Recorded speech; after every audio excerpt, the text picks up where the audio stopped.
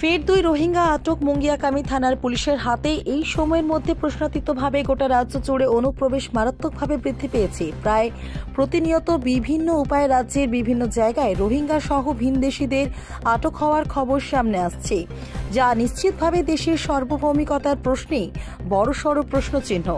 এবার খোয়াই জেলার তেলিয়ামুড়া মহকুমার মুঙ্গিয়াকামী থানার অন্তর্গত 41 মাইল এলাকাতে স্থানীয় পুলিশের হাতে নাকা চেকিং এর সময় 2 জন রোহিঙ্গা নাগরিক আটক হয়, এর মধ্যে একজন মহিলা।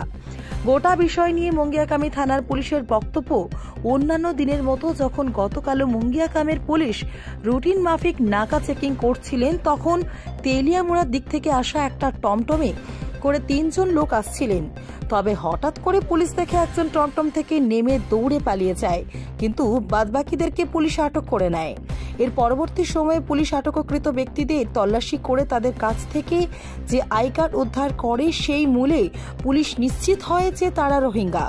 এই বিষয়ে মুঙ্গিয়াকামী থানার সুনির্দিষ্ট মামলার পরিপ্রেক্ষিতে আইন অনুযায়ী ব্যবস্থা গ্রহণ করা হবে বলে পুলিশের দাবি।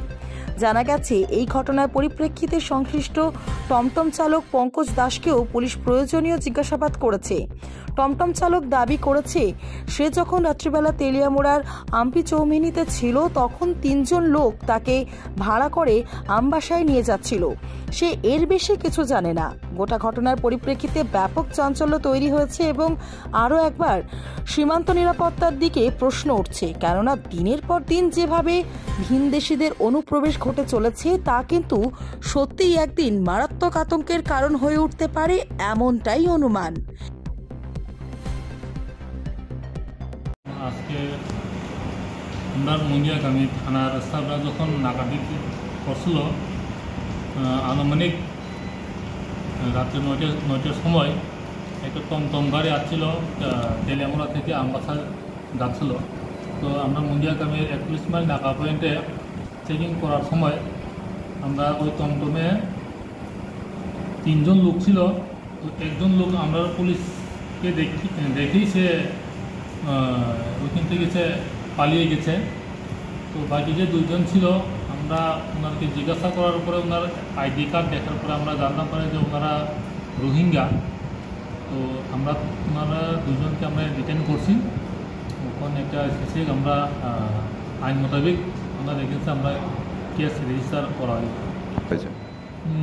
টমটম চালক অ্যাকচুয়ালি সে তো তার ব্যবসায়ী খাতিরে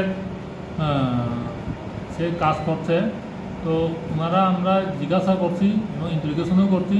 সে বললো যে ওনার বাড়ি তেলিয়ামুড়া, ওনার নাম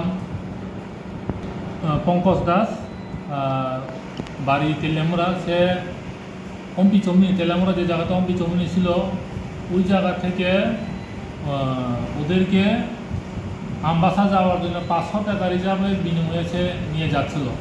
তো আমাদের এই নাকা পয়েন্টে আমরা চেকিং করার সময় ওই 3 জনের মধ্যে একজন তো পালিয়ে গেছে, আর 2 জনকে আমরা রোহিঙ্গা হওয়াতে উইদাউট কোনো ডকুমেন্ট ছাড়া তারা ভারতে প্রবেশ করার আইনে আমরা সিসি কেস রেজিস্টার করা হইব। আইন মোতাবেক তাদের বিরুদ্ধে করা হইব।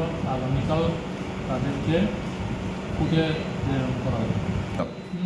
আমরা ওদেরকে জিজ্ঞাসা করে জানতে পারছি যে মা আর ছেলে